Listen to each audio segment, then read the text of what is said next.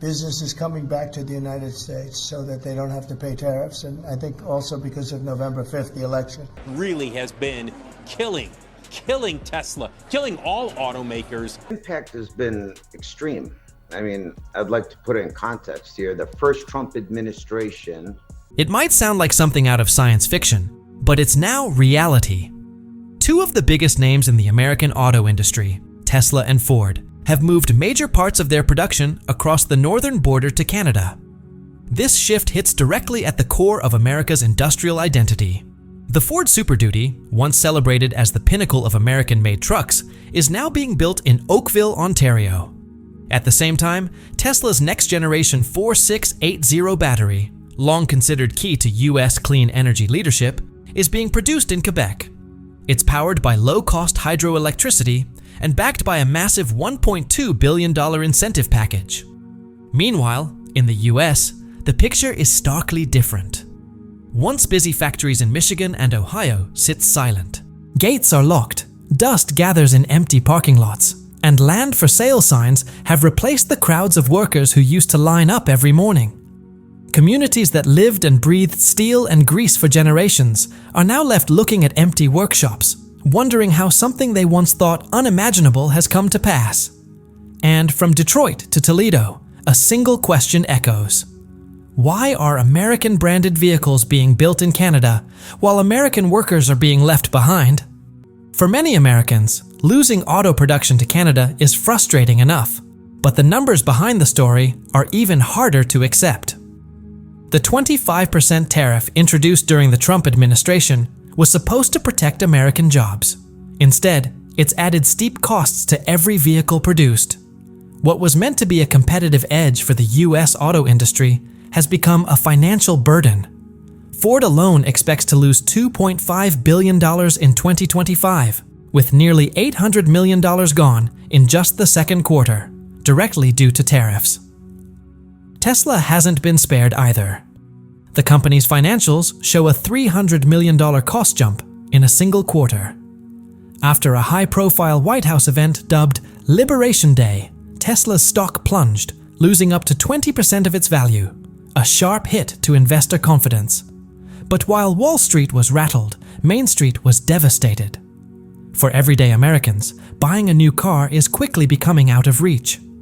Analysts at Cox Automotive estimate that production costs per car in the US have jumped by about $6,000. Economist Arthur Laffer warns the average retail price could rise by another $4,711, a crushing blow for middle-class families, the very group the tariffs were supposed to protect. This raises a hard question. How much longer can Americans afford to support the Made in USA label before it becomes a luxury few can afford? As US families struggle with rising prices, Canada has turned challenge into opportunity, and it's moving fast. While Washington puts up tariff walls, Ottawa is welcoming manufacturers with cash incentives and clean, affordable energy. Ford secured a $590 million loan deal from Canada in return for creating 1,800 jobs in Ontario. This agreement didn't just move production lines, it shifted entire communities' livelihoods. Tesla went even further, investing in Quebec with the help of a $1.2 billion subsidy to build a major hub for battery production. For Canada, this isn't just another business deal. It's a chance to revive its industrial base. The formula for success includes cheap and abundant hydroelectric power, a faster and less bureaucratic permitting process, and a stable workforce that rarely strikes. These are strengths the US is now struggling to match.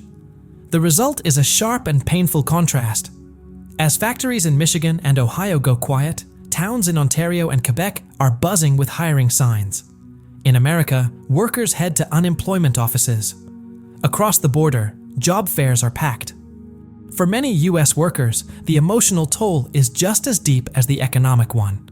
Entire communities in Michigan, Ohio, and Indiana suddenly find themselves in limbo, their futures uncertain.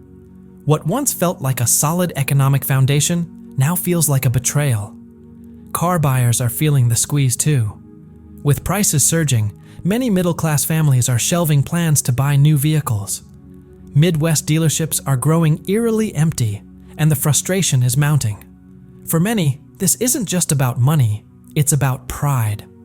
The automobile has long been a symbol of American strength, and now that symbol is slipping out of reach. Leaders from both political parties have criticized Trump's tariff strategy, calling it a self-inflicted wound. What was sold as a plan to revive American industry now seems to be doing the opposite. In one widely publicized incident, Elon Musk clashed with Trump advisor Peter Navarro, warning that upcoming financial quarters would be stormy. The mounting frustration across the country only highlights a harsh reality. What was once an advantage has now become a liability. Instead of bringing back jobs, the tariff wave is making the US a more expensive and less stable place to do business. About half of the components used in vehicles assembled in America are sourced from abroad. Under the new trade rules, each of those parts now carries an extra cost, before the car even hits the assembly line. Ford executives warn this puts them at a serious disadvantage compared to competitors like Toyota and Hyundai, who benefit from favorable trade agreements. Tesla wasn't spared from the blow. When the penalties for automakers exceeding emissions limits were scrapped with a single stroke of Trump's pen, it effectively erased the carbon credit market. Tesla alone lost an estimated $2.8 billion in revenue. These carbon credits, once a pillar of the green economy, vanished overnight. The reaction in corporate boardrooms was immediate. Building in America no longer feels like an act of patriotism or a wise investment. Instead, it's seen as a risky gamble. And this shift isn't just hitting Detroit, it's shaking the foundation of the broader industrial base. Stellantis soon announced 900 layoffs and the suspension of multiple US plants. That decision sent shockwaves through the Midwest. For many, this marked a turning point. If major players like Ford and Tesla were scaling back, others were sure to follow. Not long after, companies outside the auto industry quietly started redirecting parts of their supply chains. Names like Coca-Cola, Campbell Soup, Heinz, and even Walmart began moving operations north to Canada. This wasn't a symbolic move. It was a strategic one, aimed at avoiding the rising costs tied to steel and aluminum tariffs. Even partial shifts helped these companies protect profits, but they also drained energy from the US economy. The consequences were visible. Once thriving industrial states started to struggle. Retail districts emptied out, service industries floundered, and housing markets tumbled as unemployed workers left to find jobs elsewhere. Towns that once stood as icons of American productivity now face abandoned storefronts and shuttered homes. A stark warning to the rest of the country. Economists caution that this isn't just an auto industry issue. It's a domino effect that could endanger the entire American economic structure. Some have even likened it to an economic earthquake, one powerful enough to shake the foundations of US prosperity if it continues unchecked. And the exodus of factories tells only half the story. Canada hasn't just opened its arms to the fleeing production lines, it's fighting back.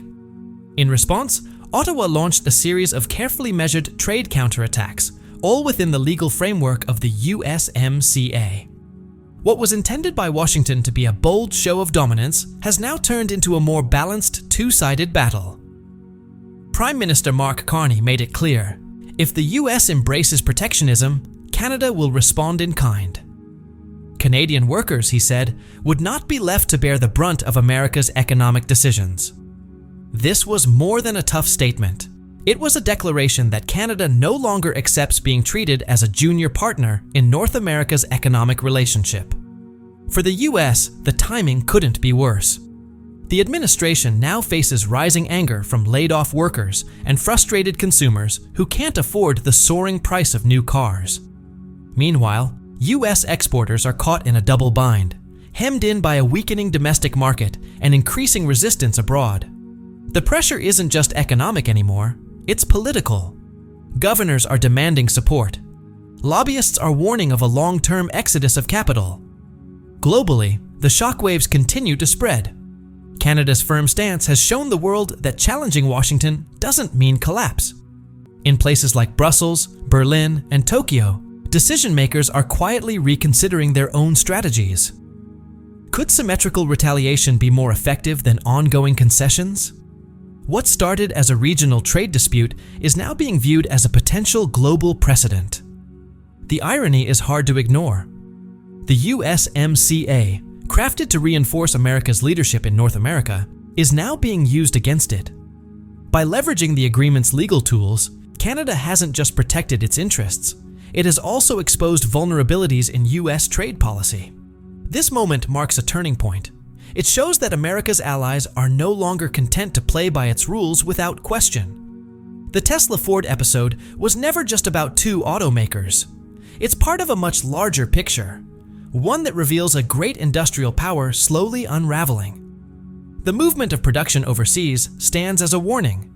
Protectionism, far from safeguarding industry, might actually be the force tearing it down. The once proud Made in USA label is starting to lose its significance. Even America's closest allies are looking elsewhere for economic security. Where once stood power and influence, there's now a growing sense of isolation. The global auto industry reflects this split with sharp clarity. Rising prices, broken supply chains, and increasingly fragmented markets, all sparked by initial tariffs on steel and cars, have now spiraled into a worldwide crisis. Manufacturers, suppliers, and consumers alike are caught in the turmoil. And one critical question echoes from factory floors to boardroom meetings. Can the United States still lead the world industrially, or has it pushed itself to the sidelines? This is the crossroads America finds itself at. The decisions Washington makes now won't just shape its own future. They will ripple across borders, redefining industries and reshaping alliances. If protectionism was the spark that lit this fire, the world is now left wondering, how far will the flames spread?